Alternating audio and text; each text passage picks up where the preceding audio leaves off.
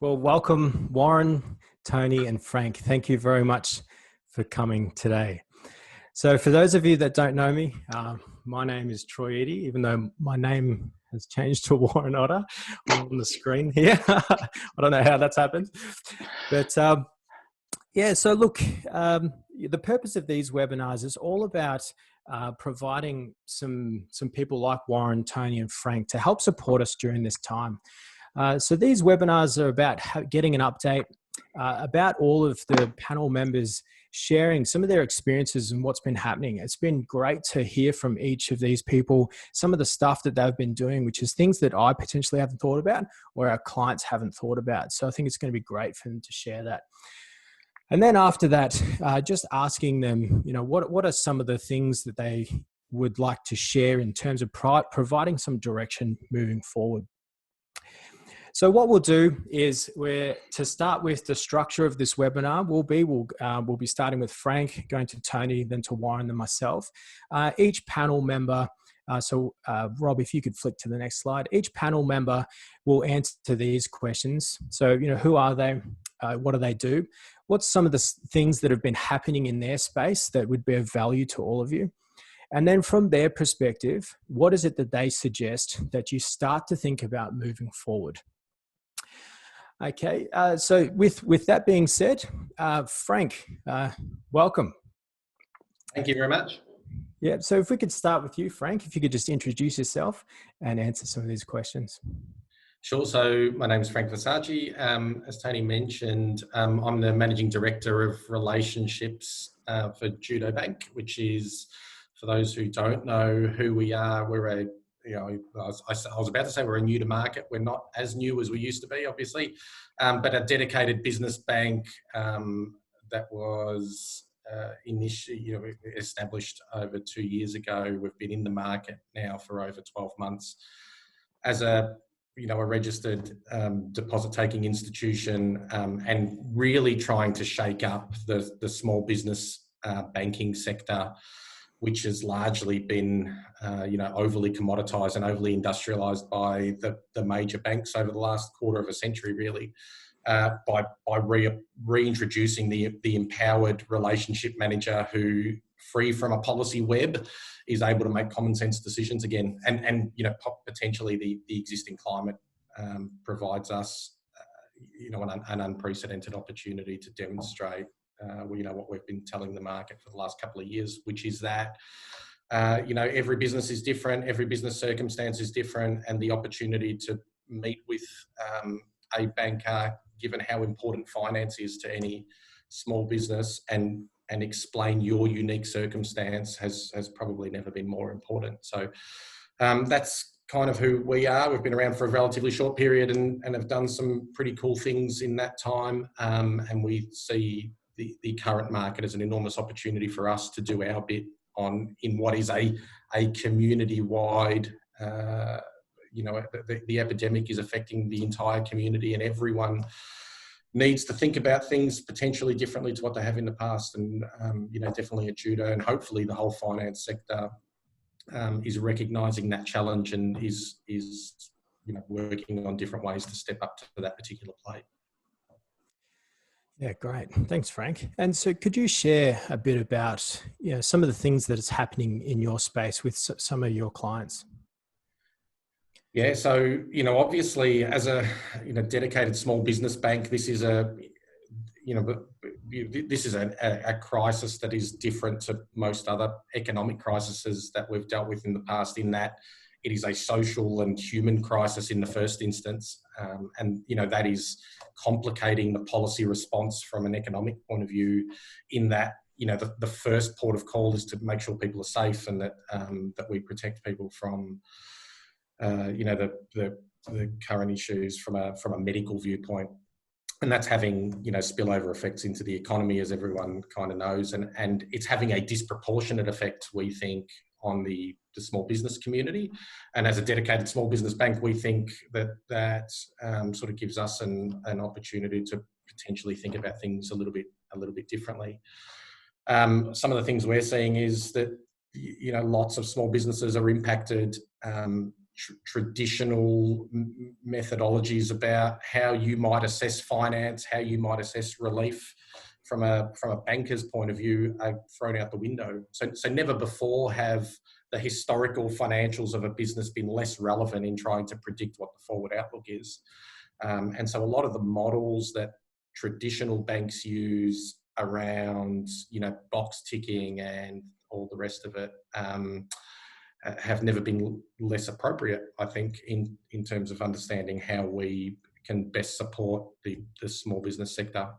And so what we're seeing is lots of our customers coming to us with, situations that we've never seen before. We for example, we bank a lot of businesses in the hospitality sector. And if you told us 6 months ago that they would need to work out how they weather a storm over the next 6 months, where some of them are dealing with revenue that's gone from 100 to 0 in a very short period of time, the traditional models of the finance sector don't really apply. So being able to think creatively and empathetically about that sort of situation is one of the things we're seeing really, really consistently. Yeah. And how are you seeing the uptake of loans happening at the moment? So the first instance, I think back to that week in March when a lot of the social distancing measures were, imposed upon us in a quite a drastic for reasons that we all understand, and quite a very quick manner.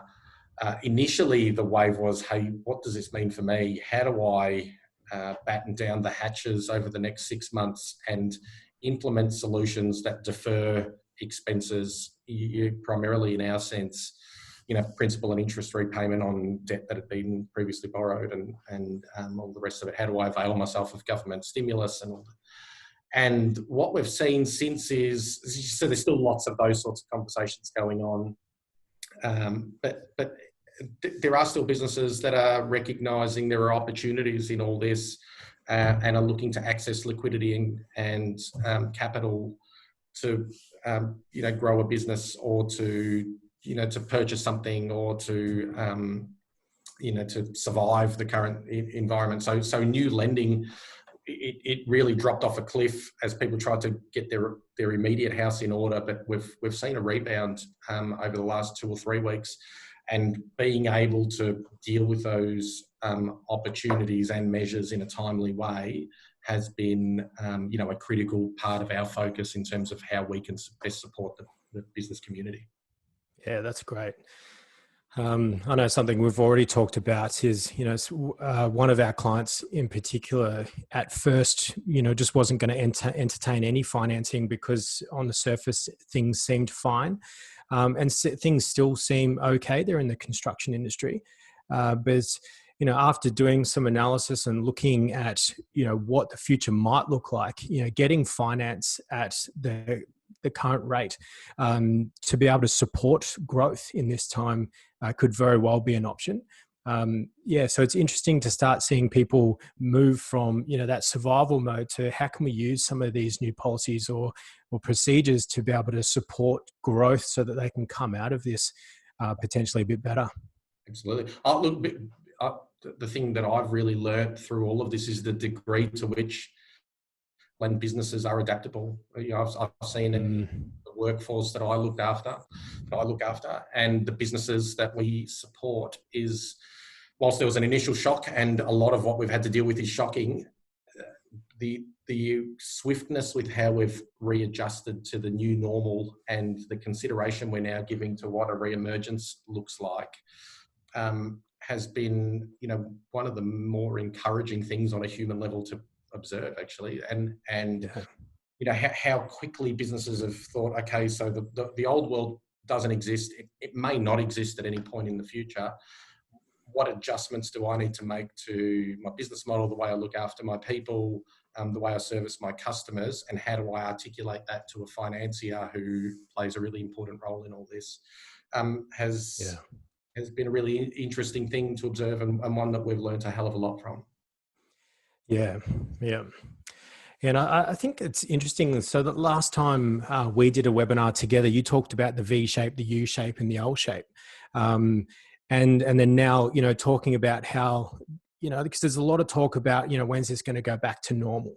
But your previous comment was, the normal's no longer almost a bar to get back to straight away.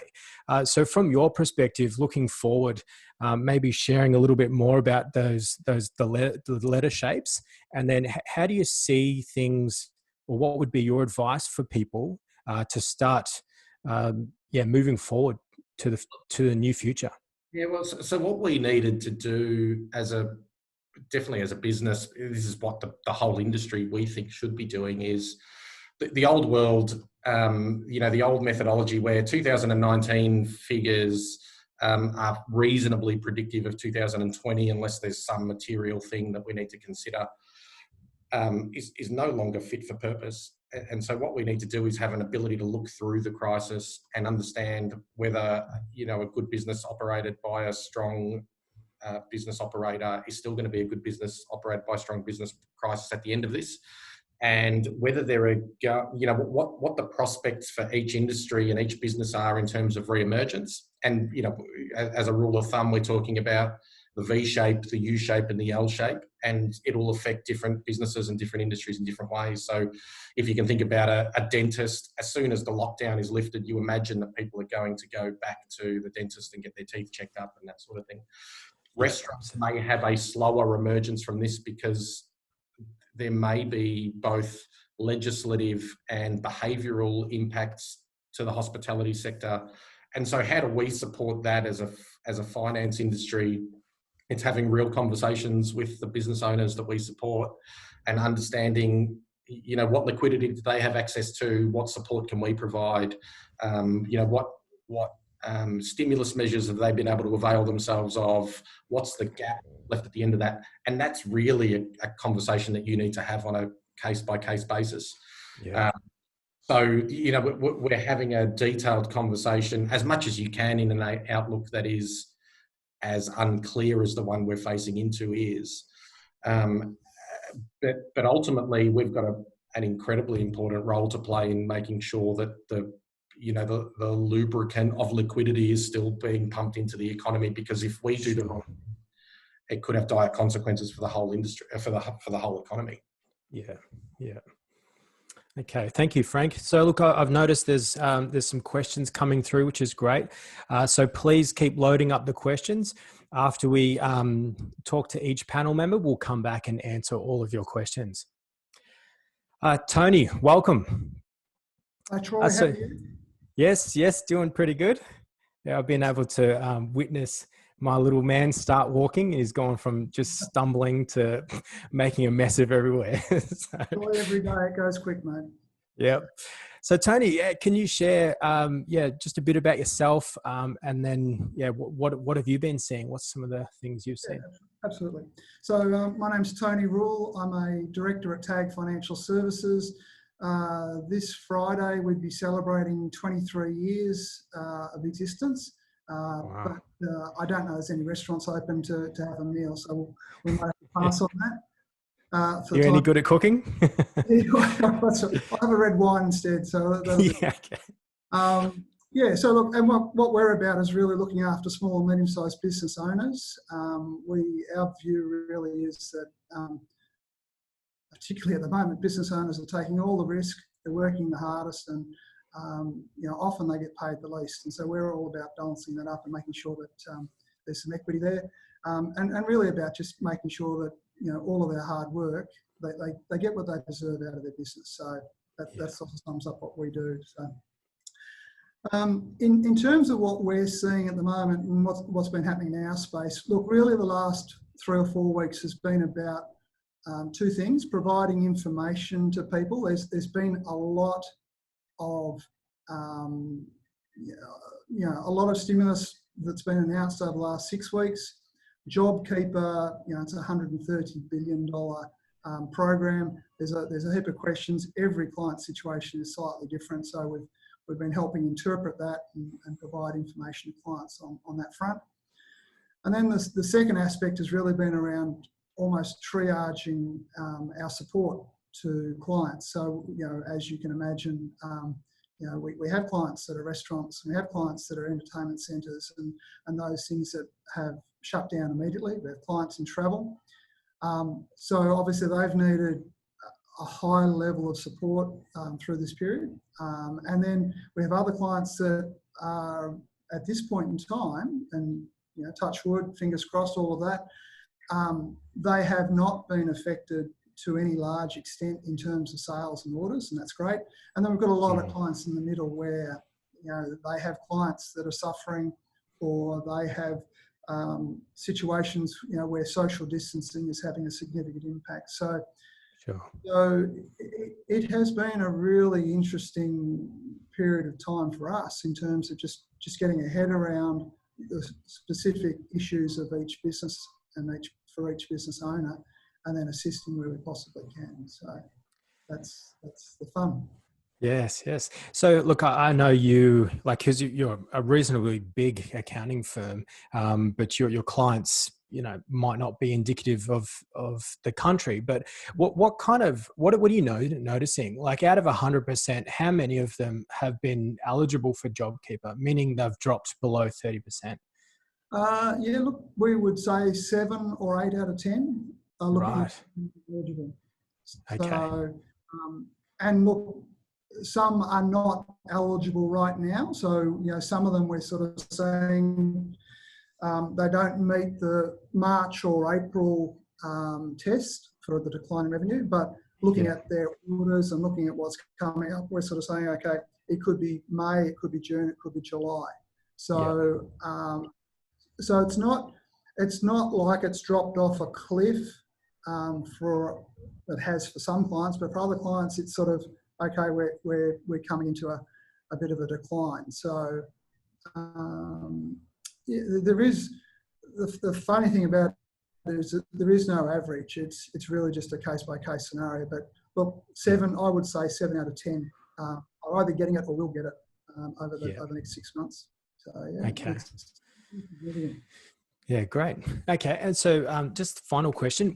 From your perspective, what, if you were to give advice to business owners, what would you like them to start thinking about or focusing on moving forward?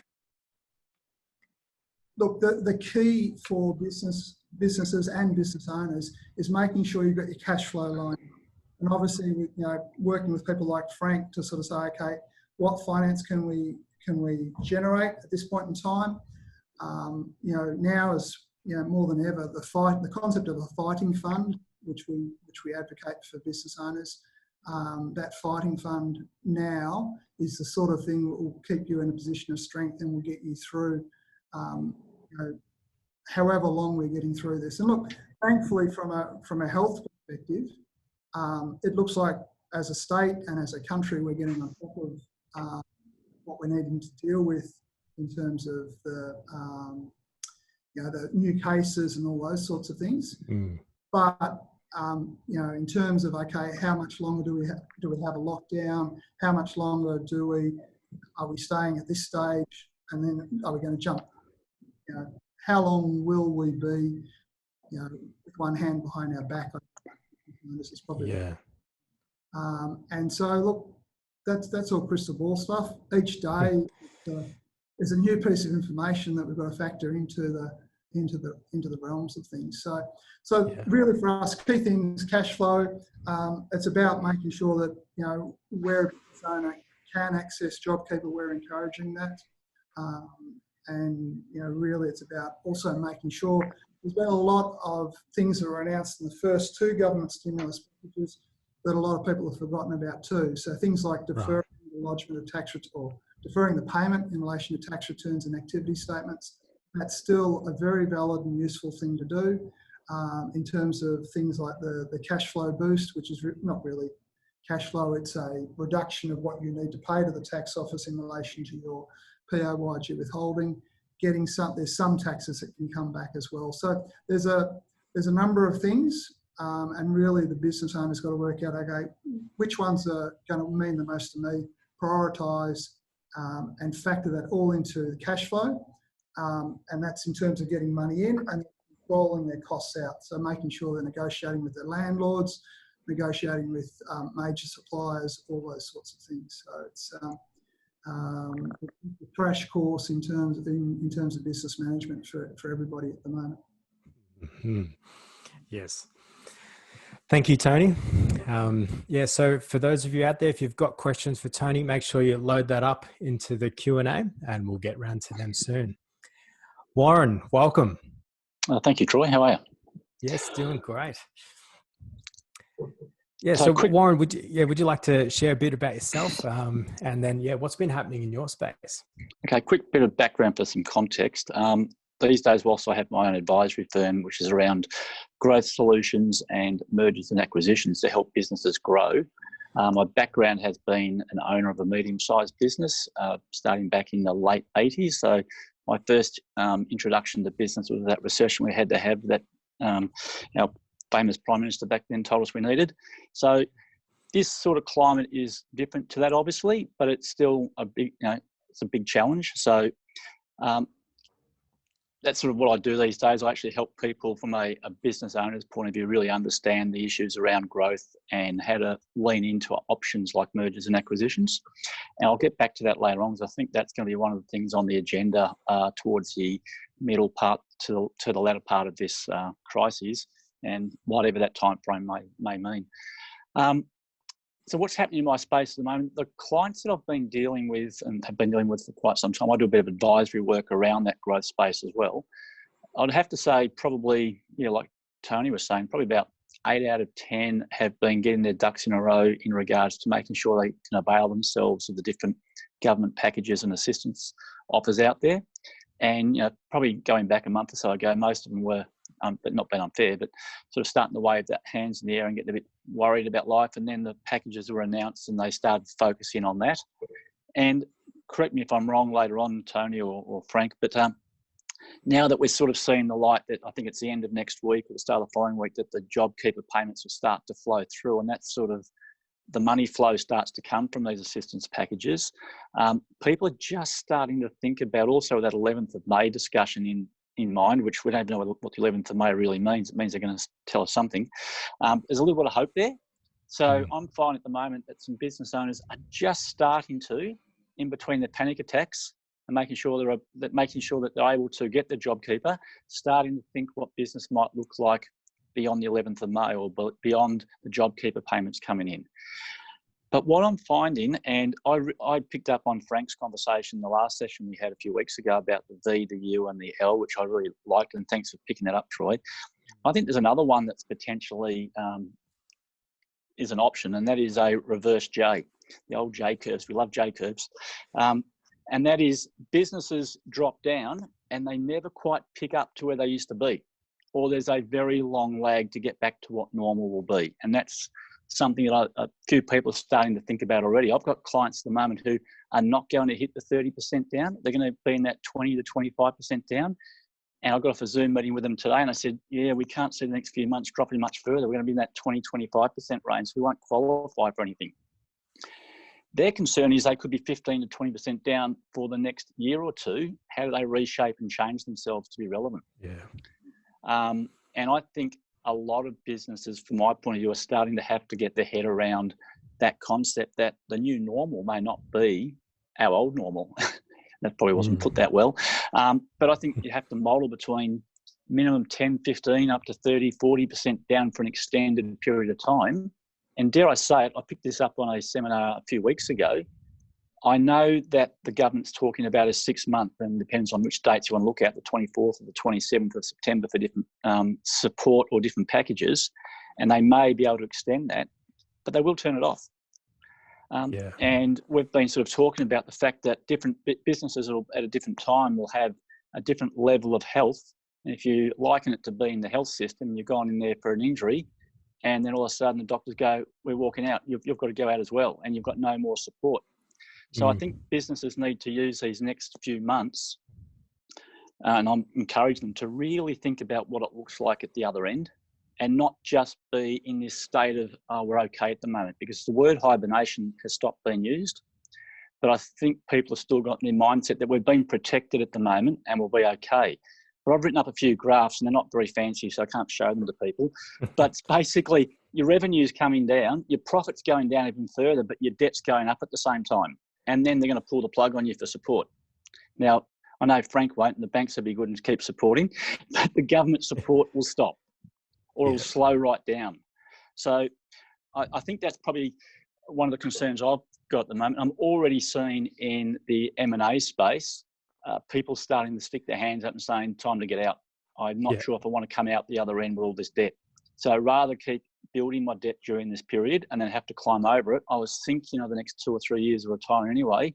Why am I going to have 6 months of torture and more debt? So there's some potential. I think there's going to be some oversupply of businesses at the end of this. The other thing which hasn't been probably talked about broadly, and I'm happy for anyone to correct me or pick this up later on, is that the government's also talked about turning off immigration for quite a period of time. So the underlying demand, and then on the whole facet of areas is going to drop off. So that's what I think is going to keep the demand for businesses or their revenue going forward a little bit lower than what they considered it was in the past. And I've just been trying to brainstorm, and I think I'm encouraging business owners to sit back, actually almost meditate for half an hour and relax and take a deep breath and forget about the day-to-day and start thinking about what can I think about that's different going forward, and what impacts could the new economy have on me, and how do we adapt to that? Because just one little thing, if not little, it's actually quite large. If immigration does stop for a period of time, the demand on housing and the flow on from housing, I came from a background we used to supply the housing industry many years ago, and we could completely link a whole sector to the housing starts. And I would suggest over the next, and that's the other thing too, some businesses have got a lag effect in when they're going to be affected. There could be builders right now who are just finishing off projects for the next 6 months and then have no orders. So it's probably more a commentary than what I'm seeing, but that's what I'm seeing at the moment. And business owners are starting to get their head around, and probably do need to get their head around being different, thinking outside the square. And so, look, the main reason why I think you're great to be on this panel, Warren, is talking about M&A, so mergers and acquisitions. Because, I know myself, I'm not normally, it's not something that I see day to day. And I would assume a lot. So we've got quite a number of people on this call today, which most people probably haven't thought about that as an option.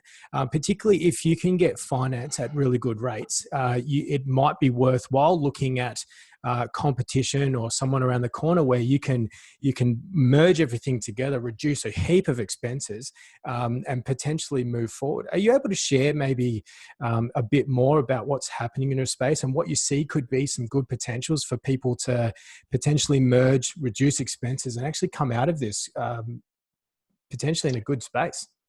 Yeah, look, I'll just touch on it briefly because there's not a lot of action yet. There's a lot of anecdotal people putting their hands up, potentially wanting to sell.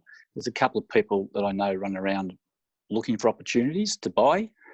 But personally, you put 1 and 1 doesn't make 2 in business. 1 and 1 could be a disaster, or 1 and 1 could be 3 or 4. And I think what will come out of this, as I was saying before, with the lower level of income, a lot of businesses are going to realise, and I'm not a real merger fan, but I wouldn't be surprised if there's some concept of people wanting to merge together to reduce their operating costs going forward. Rather than come out the other end with, the cost that they've had before with the lower income. So it's too short a session right now to go through all the numbers and so forth, but literally in a normal economy, 1 and 1 can equal 3 or 4. But in this, you hope that 1 and 1 at least equals more than 2 for a period. And there will be some fallout from this because I think the overall economy is going to be quieter. So I think there's still potentially going to be some job losses around the state and the country going forward. It's not just going to be, but I'm thinking about a micro level, of a business by business level, how to survive and look after the majority of people and majority of business. I think there will be a lot more activity around this M&A space.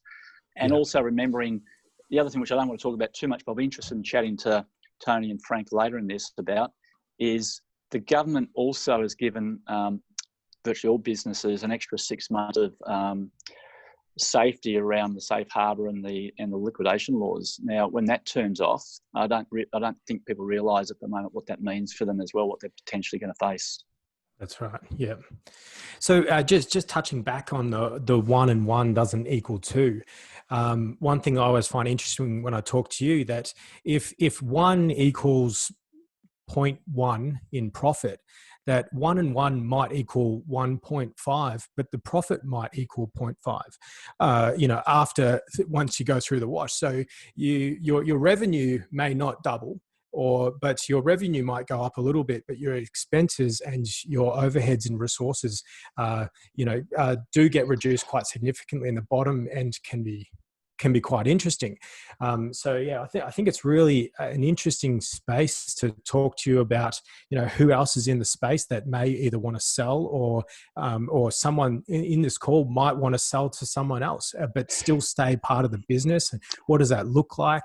What does it mean? I think it's a really interesting conversation. Your last conversation there I think it's really important. That's why I think this is going to be a little bit different than traditional markets. I think more people will be willing to have a, call it, merger earnout discussion rather than a straight sale. And I think there's going to be a lot more consolidation of businesses or amalgamation of businesses. And I think that's where the architect comes into it. You have to architect this together and get people on the same page and realise if someone's going to survive and get strong out of this, that they have to work together. And there's a fair bit of, it's not a lot, there's a fair bit of work to be done to put the right people together. But I think there'll be a lot of activity in this space as we move closer towards the second half of the year. Or even in the next few months after sort of the money starts flowing in from JobKeeper. Yeah, no, good. And so, because you and I have both been talking a lot, and we can explore it now, but with the government grants that are available, so you have a list of potential grants. Is that correct? Oh, look, I think everyone's got most of them. Tony's been great at sharing that. There's been emails flying around everywhere.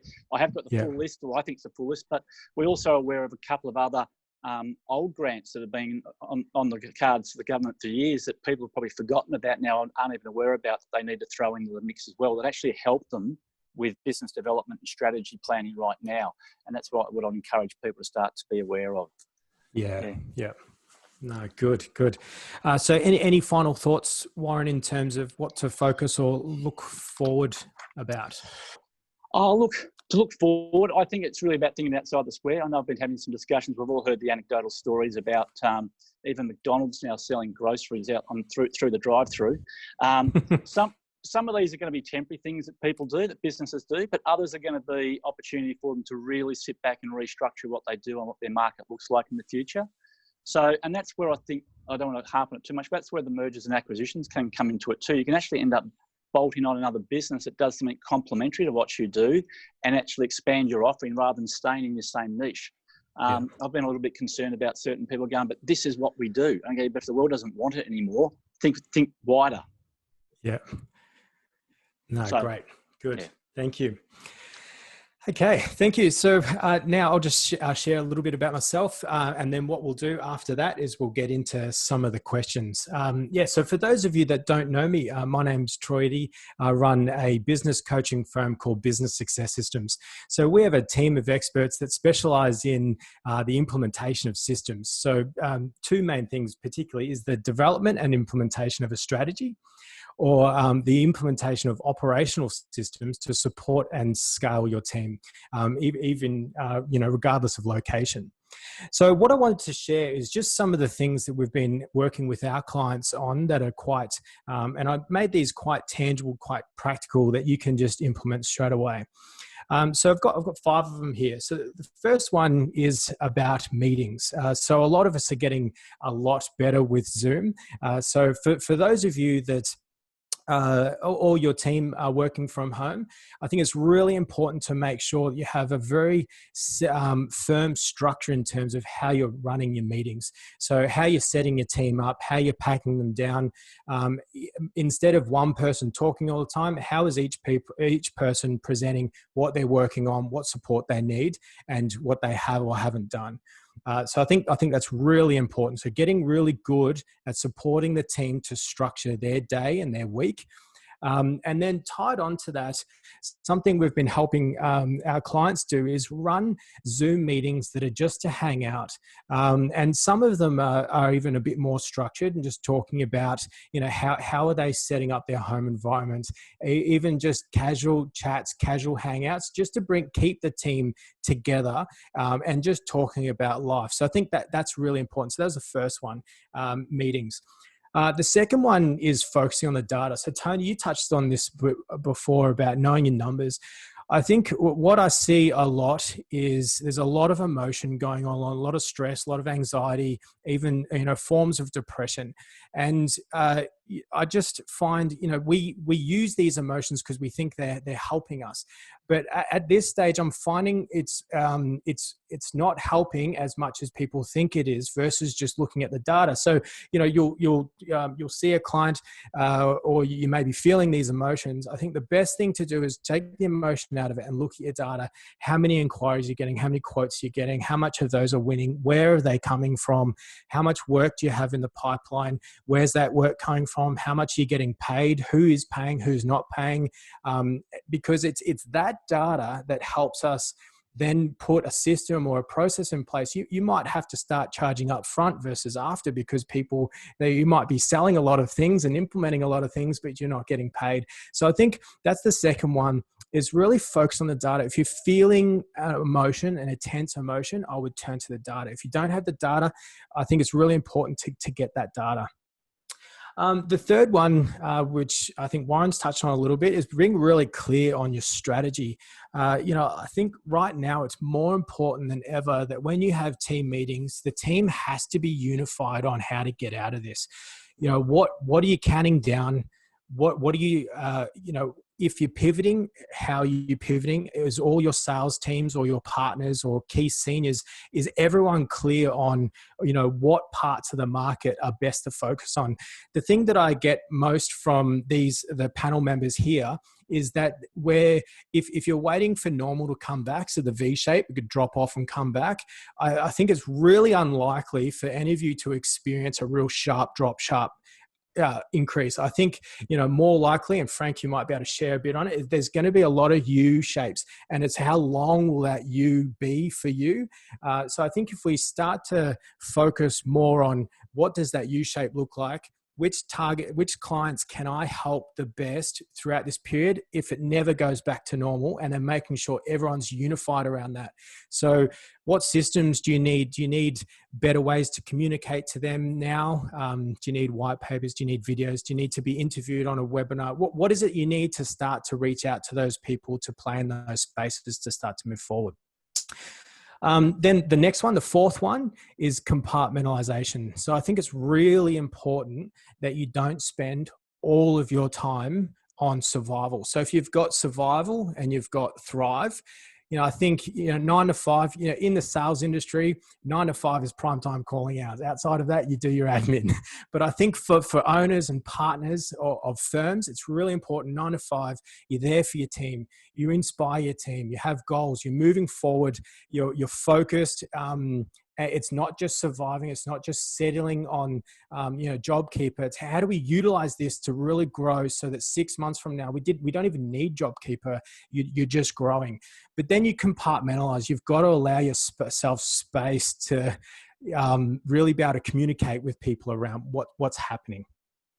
And then the last one is record as much as possible. So I'm seeing a bit of frustration with some of our clients when they communicate a change in a process, and they're having to communicate, call, and then they're frustrated because people aren't following the same process. Just film that process, how you want people to communicate or what you want them to focus on, and then send that video out.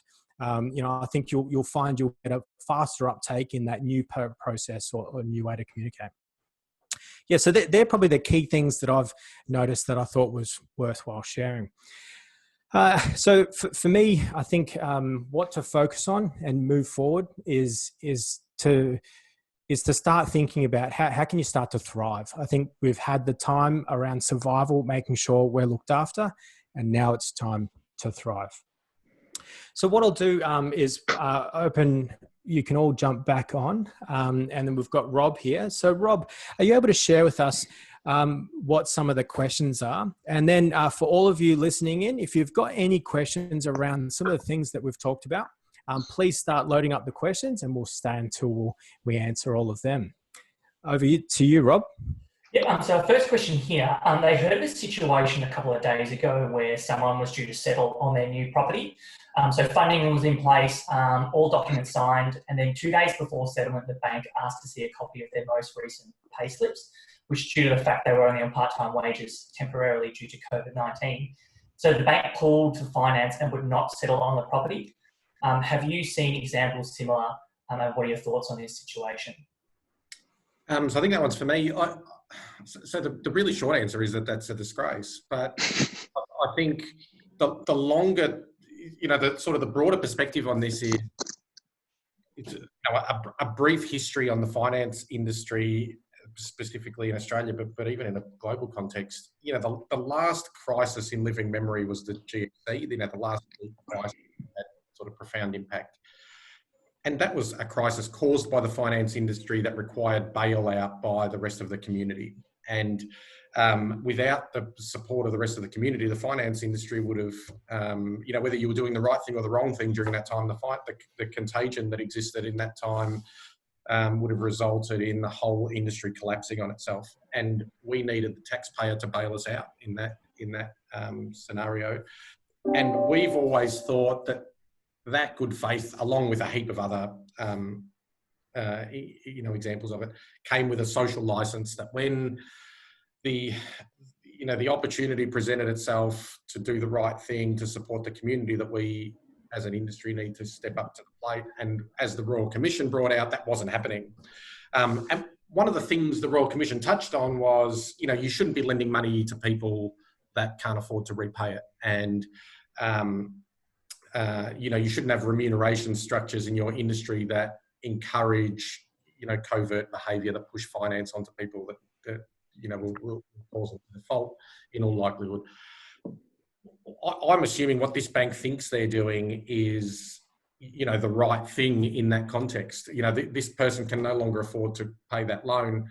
And so I'm going to withdraw support for the finance. But the reality is they've left them with a property contract that they're going to default on, and they're putting that person in greater hardship than actually providing them the finance would. And so, this is where models and box ticking in place of common sense and intellect is the absolute wrong way to approach it.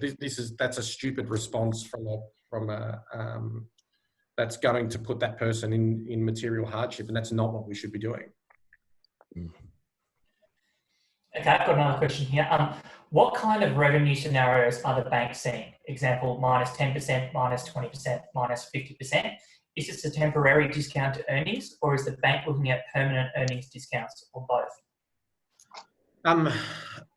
That's a really broad... So we're seeing everything from businesses that are up 50%, particularly in the early days. We look after some IGA supermarkets, for example, that had seen, activity, 50% up on the December quarter, which is typically their biggest, given Christmas and all the rest of it. We've got businesses that have repositioned from alcohol production to hand sanitizer production and had seen, earnings boom. To everything else, from businesses that have lost 100% of their revenue line. And so, and everything in between. So it's really a case-by-case type situation to understand what is the social distancing period impact on the revenue line. What does re-emergence look like? And we've talked about, VUNL, and Warren mentioned the reverse J, which I'm going to steal from him going forward. And, I've heard about the chair as well, which is, we sort of bounce along the bottom whilst we avail ourselves of government stimulus. And then once the government stimulus is removed, that we fall down another. So no one really knows is the answer. And I think the best we can do is, in the context of each business, try to take a sensible forward position, removing as much certainty as we can, given the unique attributes of that business. And I don't think that applying sensitivities across the entire economy or across entire industries even, particularly helpful. Yeah, sure. Thank you. Okay, and next question. What are your thoughts on the survival of the small manufacturing markets in this current environment, and maybe the potential with all of this talk about reliance on the Chinese supply chain? I can answer that just quickly a little bit. I'm sure others will have an opinion as well. I've got a lot of clients in the manufacturing space, and we've already been talking about the chance of bringing some of that manufacturing back into the country. I think in some aspects it's happening short term just because of the disruption earlier in the year out of China. There's probably an unfortunate situation where some of the businesses in Australia aren't quite geared up to do the volumes and the levels that are required anymore. So I think it might go back to a balance of, I'm not sure what the percentage is going to be in every industry, every business will be different, but I recall when I was still in manufacturing, we ended up having to be sort of 50-50 manufacturing. I wanted to be 50-50 import manufacturing because that was a way of surviving. Our competitor went to 100% importing. But to stay 50% even is difficult. But I think they probably will bring some more back in-house. And then as someone said to me, and this is no disrespect to the bean counters out there, of us out there, Tony and myself, but someone said, yeah, then 2 years will go by and the bean counters will come back in and buy the cheapest they can from overseas. So I'm not sure what's going to happen longer term, but I think medium term there'll be a little bit more come in-house. Interested in other people's views. Yeah, well, we've noticed with one of our clients that one of their clients has now diversified. So they've just won a rather big contract, 200 grand, because they could no longer just depend on the one supplier coming out of China. So they've been some of the wins that have happened locally. But yeah, I think you'll see businesses diversify where they're getting it all from, just to make sure it's safe on their end. I think just on that, Warren, I think there is an element of price competitiveness, and as business owners, we've got to get better at not competing on price and competing on everything else. And I think, as a country, we've defaulted a little bit in terms of going back to price. And I know, Troy, the work you do is all about, making sure it's much more than, all the various qualities that you're purchasing. But yeah, I think that's the underlying issue. And we've, as a community, we've got to get a lot better at price is only one factor and should never be the major factor. And we should be looking at getting better at talking about and selling the various qualities and aspects of what it is we're selling. Well, that's right. Specifically when Germany has such a massive manufacturing industry, there's no reason why we couldn't if the focus was there. Yeah. Any other questions, Rob? This last one here. Someone's just said if we could email a list of the grants available. I think their point was just there's a lot of news about it, a lot of noise about these grants, and a lot of people aren't sort of sure or aware of them. Maybe you could just elaborate a little bit more on that. Sure. So what we've got, so Warren and I put together a bit of a COVID-19 kind of health check. So part of that is the grants. So what we'll do is there'll be a recording of this webinar, plus there'll be a bit of a checklist that you can fill in, both COVID related stuff and then business related things for you to, I guess, focus your efforts to move forward. We'll also be sharing with you the contact details for each of the panel members, because so there'll be very specific situations that you might want to speak to them more about. So we'll provide all of that to you via email, and happy for us to have a conversation with you all later. In the meantime, Troy, do you mind if I throw a question at Frank and possibly Tony can chip in? Frank, from a bank's point of view, and I'm not trying to be scare tactic for the people listening today. I just want to make sure people are aware. We talked about before that the government have given businesses a 6-month reprieve on being chased down or put out of business effectively in regards to the liquidation laws and so forth. What's going to happen, and I know that the banks, I hope and believe the banks, particularly Judo, will continue to support their clients beyond the government support. But what's the banks thinking beyond the 24th of September when creditors who haven't been paid and are lining up are going, right now it's time to jump back into those suppliers of mine and start suing them? Well, so I think it's a fantastic question. And a lot of the time, I think, especially given the pace and depth of the current situation and how quickly it's evolved, I think everyone is concentrating on the issue that's, 5 centimetres in front of their face. And the 24th of September feels like an eternity away. But what we're trying to do in relation to that issue and a whole bunch of other issues that have sort of medium-term time horizons that require consideration is getting on the now. Because what we don't want to do is be in a position where a business is trading insolvent, because our hands are tied as a financier. If a business is trading insolvent, we can't lend, right?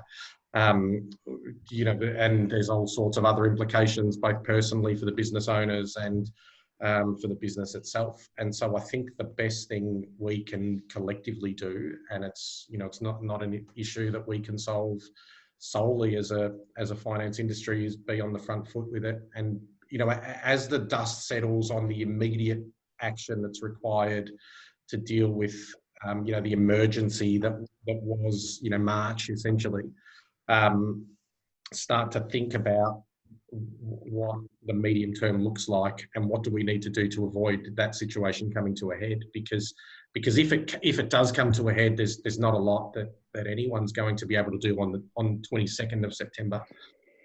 So I think those sorts of conversations need to be taking place now, and what do we need to put in place to ensure that we don't trigger an insolvency event when those laws settle back down to where they previously were. Yeah. Thanks for that. Do you see anything in that space, Tony, or thoughts clients worried about it? Look, obviously, insolvency is a huge issue for business owners, and we've got to be really careful about not being lulled into a false sense of security with that legislation that's come through. But I do take Frank's comments that, look, that the September feels like it's 3 years away. But I don't know for everybody else, but April feels like it took, it's taken 3 months to get through April. But yeah, we've right here, right now, we've got to work out what we need to do from a cash flow perspective. Everybody's spoken really well about, okay, now is a time to be looking at the business strategically and working out what we should be doing next. But with JobKeeper, with some of these other allowances that are available, with the deferral of the insolvency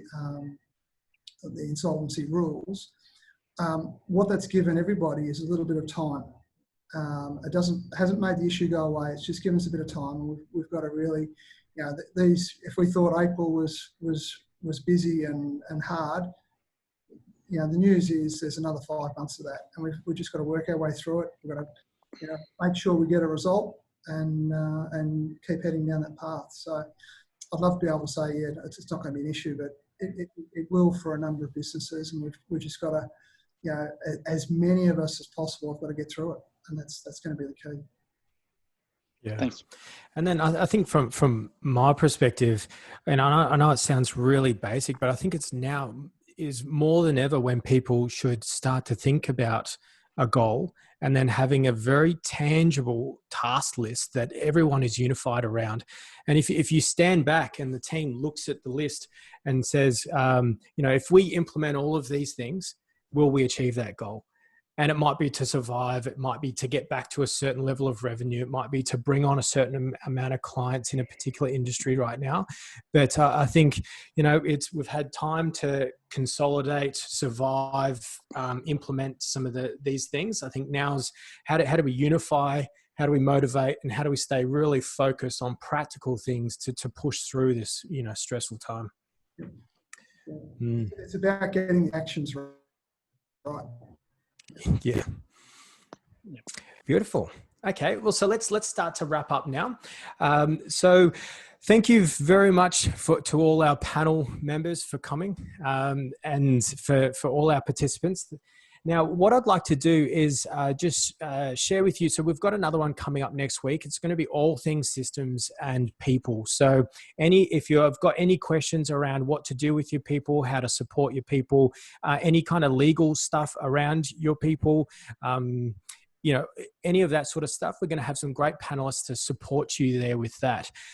So now within the Q&A box, if you would like to leave your feedback, what we'd love to know is, you know, what other topics or questions or panelists would you like to hear from so that we can support you during this time. So what we'll do is we're just going to slowly wind down. If you could leave your feedback or request whatever you like within the Q&A box. Yeah, if you're interested in supporting you with your people or systems, we'll see you next week and you'll see information about that. Otherwise, this is going to be filmed. You'll have everyone's information, so you'll be able to continue the conversation.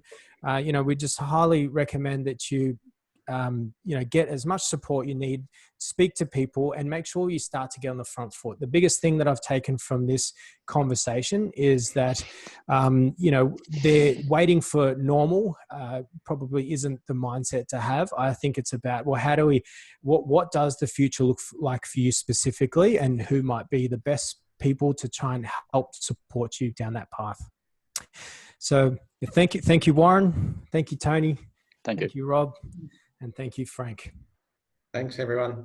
Thanks for organising. Thank you. Appreciate it. No problem. Thank you. All right. We'll just wrap up now. See you later. Bye.